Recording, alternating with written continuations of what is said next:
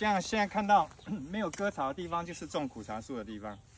3公尺一棵，3公尺大概你就是1步、2步、3步，这样就是3公尺。譬如说这里1棵，这个就是苦茶树哈。哦，这个就是哦。它的下一棵一定是在这附近，不会在这里，也不会在那里，一定在这附近。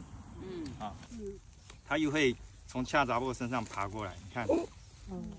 因为它不能让恰杂布靠近，它最喜欢恰杂布，所以逼不得已我就会跟旁边有恰杂布长得很近，对不对？它的周围遮阳的部分其实足够的，这一根就可以不要。